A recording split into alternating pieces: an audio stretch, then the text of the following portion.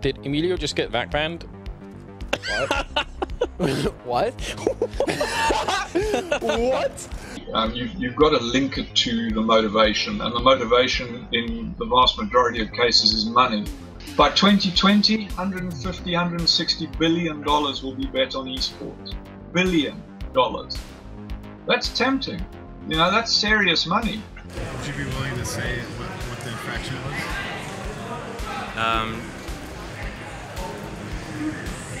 I mean, I lost the game on purpose. So Flex has been banned on ESCA for cheating. So that explains a lot.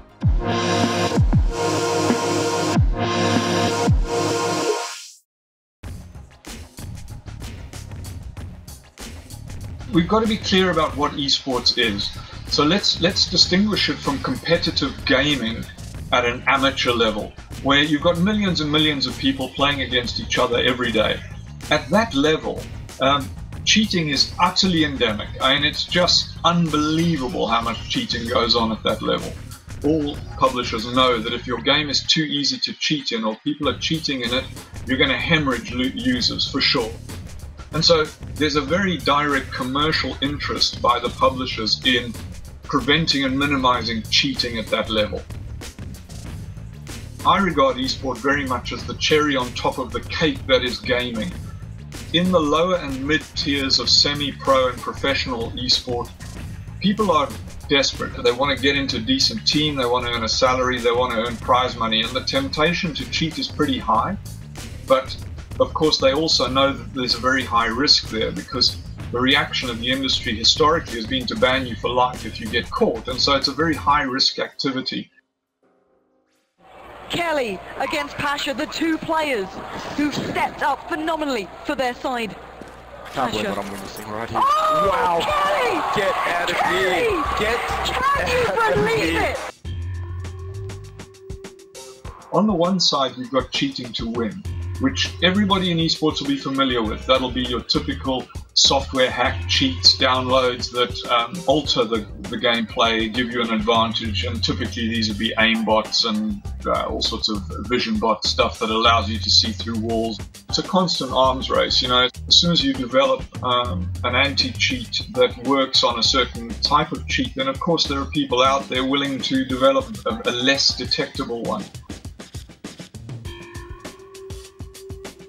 We make sure the players are set up on time. The environment in general is, player ready.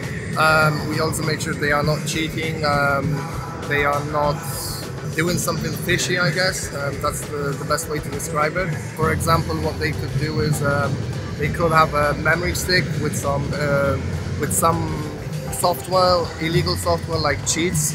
There are some cheats that you can install on the phones, and some players tried using that. In esports, referees have to know the game, and they also are required to have some basic IT knowledge. To help them out as well. That should be round down by 6. Does manage to find the damage on one, but that's all we'll get. He's going to finish things off. Towards Keo here on site. Keo will find one. Just wait for the smoke to fade. It's 2v2. Got sighted. So that was cheating to win. And then on the other side, there's cheating to lose. And that's losing deliberately in order primarily to commit a betting fraud. Would you be willing to say what the infraction was?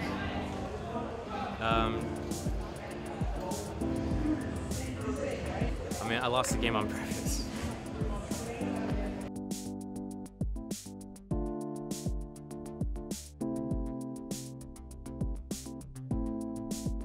If it's a cheating ban, there's a certain punishment that's dished out for that. If it's breaking in-game rules, such as using glitches or exploits, it's a different set of punishments, which are less severe.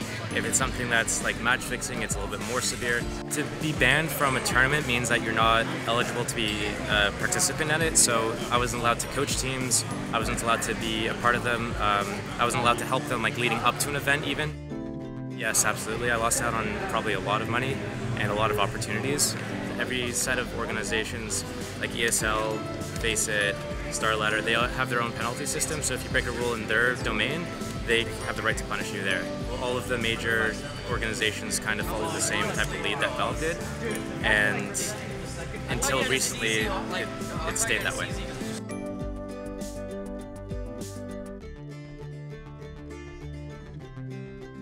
There is definitely a lot of potential to come back and compete in a lot of events, and there's the potential for a lot of prize money is there, but a lot of opportunities are still closed off for me. It sucks that I can't compete in the big events, but I'm happy that I can compete in some at least. Do you have any hope that Valve will unban you, or do you think that it's possible? Valve's not going to unban us. It's long gone. That ship has sailed. Dream is over. Dream's dead.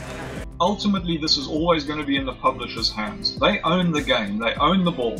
So they can do whatever they like. The question is, are they competent in this area of dealing? And all the evidence is, historically, no. Where I see esport in an ideal world is starting to talk to each other to develop a few common standards around at least those issues. Because if you don't solve them, someone's going to come along with the worst solution you've ever seen. You will hate it, but it'll be too late.